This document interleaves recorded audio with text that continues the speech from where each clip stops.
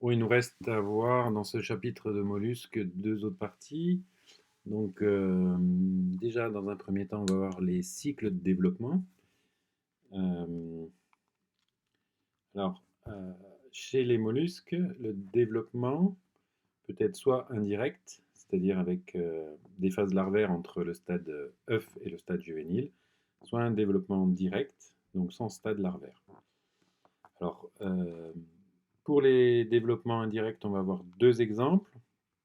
Un premier exemple avec le groupe des gastéropodes qui présente une fécondation interne.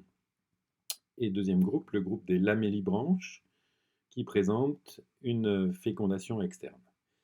Et pour le cas des développements directs, c'est-à-dire sans phase larvaire, nous verrons un seul exemple, le groupe des céphalopodes avec une fécondation interne.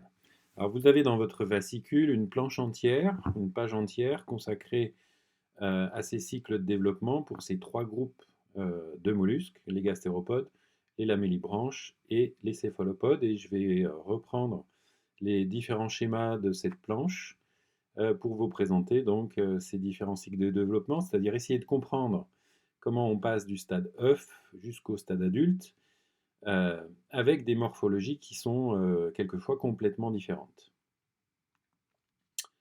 On va s'intéresser dans un premier temps donc au cycle de développement avec un développement indirect, c'est-à-dire avec la présence de phases larvaires entre le stade œuf et le stade juvénile. Donc vous avez sur la gauche de cette diapositive donc le stade œuf qui va subir euh, différents processus, la segmentation, gastrulation, etc., pour aboutir à un premier stade larvaire qui s'appelle, ou que j'ai pu nommer ici, la larve trochophore sur un stade tardif. Alors on reconnaît un petit peu la morphologie de la larve trochophore qui caractérisait le groupe des annélides polychètes. Donc c'est une larve aquatique, on est dans le milieu aquatique, qui est une larve autonome, autonome au niveau de son alimentation et de sa locomotion. Alors au niveau de l'alimentation, on a déjà un tube digestif complet.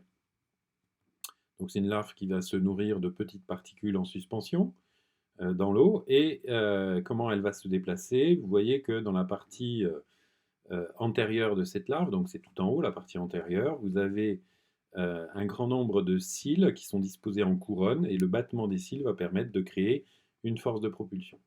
Alors on reconnaît au niveau de cette larve le fait qu'on a déjà des premiers signes que on va aboutir à la formation euh, de mollusques, notamment au niveau de la face ventrale, il y a un gros renflement avec ici légendé par ébauche du pied, donc c'est ce qui va donner plus tard le pied, et sur la face dorsale, donc c'est à gauche de la larve trochophore stade tardif, une petite coquille qui a commencé à se développer. Cette larve trochophore va subir différents phénomènes, différents processus. Le premier s'appelle la flexion endogastrique. Endogastrique par rapport au tube digestif. Donc, vous avez sur la partie droite donc, ce qu'on appelle la larve véligère. Donc, il y a une flexion du tube digestif. Le tube digestif qui était relativement rectiligne va se recourber, va se replier pour former une sorte de U. Ce qui a pour conséquence principale, c'est de rapprocher sur la face ventrale la bouche de l'anus, qui va être, les deux vont être séparés simplement par le pied. Et ce qu'on voit, c'est que la coquille a continué son développement pour recouvrir pratiquement la moitié de cette larve véligère. Donc suite à cette flexion endogastrique, euh, comment on arrive à avoir euh, un mollusque lamellibranche? Il va y avoir un aplatissement latéral de la masse viscérale. Euh, donc c'est comme si vous appuyez comme ça les, la larve. Et je vous rappelle que cette masse viscérale est recouverte par le manteau et que le manteau, c'est lui qui va sécréter la coquille. Le fait qu'on a un organisme complètement aplati, recouvert par une sorte d'enveloppe, le manteau, va faire que en fait, la coquille va être composée de deux parties. Ces différentes parties s'appellent les valves, d'où coquille bivalve. Et autre caractéristique de ce groupe des lamellibranches, c'est la faible céphalisation. Euh, alors cette faible céphalisation va être à mettre en relation avec le mode de vie. Alors les lamellibranches, vous les connaissez, ou les bivalves. C'est un petit peu ce que vous pourriez appeler assez communément les coquillages. Donc ici, sur la partie droite de cette diapositive, vous avez une présentation très simplifiée, très schématique d'un exemple de l'amélibranche. Ça pourrait être une moule ou un autre bivalve. Alors vous avez, si on remet l'orientation, vous avez en haut la partie pointue, c'est le sommet, c'est la région antérieure. À l'opposé, la région postérieure. À droite, vous auriez la face ventrale avec le pied. Et à gauche, la face dorsale. Euh, ces bivalves ont une caractéristique au niveau du pied, c'est le fait que le pied sera assez peu développé, on va dire, va former une sorte de grosse langue qui peut sortir comme ça entre les deux valves. Et pour certaines espèces, ce pied va permettre de creuser dans le sédiment, puisque une, une partie importante des espèces de bivalves vivent enfouis dans les premiers centimètres de sédiment au fond de l'eau.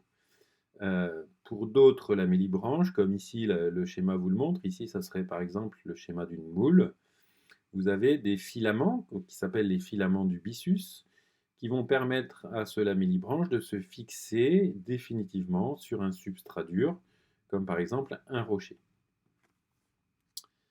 Voyons maintenant comment, à partir de la larve qui a subi la flexion endogastrique, on peut obtenir la formation d'un gastéropode, en gros un escargot.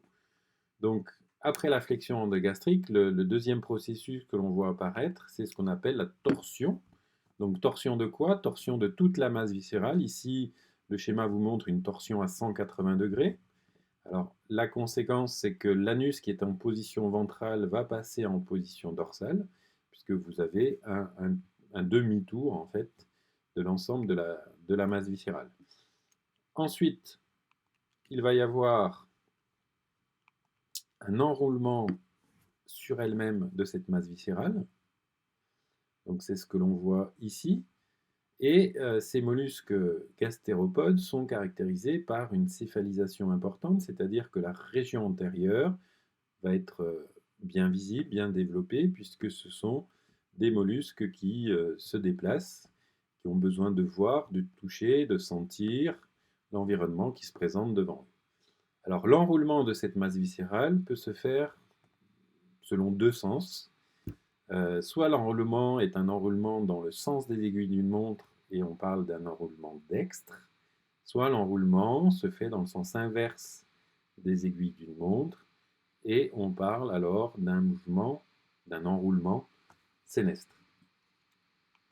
Et on aboutit en fait à la formation, on va dire, d'un escargot, d'un gastéropode, donc avec une coquille spiralée, soit avec un enroulement dextre, soit un enroulement sénestre, avec une région antérieure, donc que vous avez ici en haut, qui est bien visible, bien développée, avec des yeux, des antennes, et aussi, autre caractéristique de ce groupe des gastéropodes, c'est le développement important du pied. Ce pied va servir à ces gastéropodes pour se déplacer par reptation sur le substrat. Donc nous venons de voir les deux exemples de développement indirect dans les cycles de développement, l'un vers le groupe des lamellibranches, l'autre vers le groupe des gastéropodes. Il nous reste à voir les cycles de développement quand il y a un développement direct. Donc je dis qu'on ne verrait qu'un exemple, le groupe des céphalopodes. Donc vous avez aussi le schéma que je vais vous montrer maintenant. Donc on part de la partie gauche ici, on retrouve le stade œuf qui va subir les différents stades, segmentation, etc. pour aboutir à la formation d'un embryon. Alors attention, ce schéma, il ne faut pas se perdre dans ce schéma. Vous avez en fait l'embryon qui est déjà un petit peu formé. On reconnaît au niveau de l'embryon le tube digestif, la bouche en haut, l'anus en bas, le manteau. Ici, il n'y a pas de coquille externe. Et sur la face ventrale, vous avez un pied, alors qui va être très particulier. C'est un pied qui va former des petites boursouflures. On appelle ces boursouflures des lobes. On va parler d'un pied lobé ou plurilobé. Attention, cet embryon n'est pas posé sur un substrat. Ce que vous avez sur la partie droite avec les petits points là, c'est le vitellus, donc c'est l'embryon qui se développe à partir des réserves qui sont fournies par ce vitellus. Et donc le développement va se poursuivre donc, par la croissance de cet embryon. Et à l'éclosion, on va aboutir donc à un céphalopode. Donc là, vous reconnaissez par exemple un calmar, avec donc un manteau qui va former une sorte de cône, à l'intérieur donc toute la masse viscérale.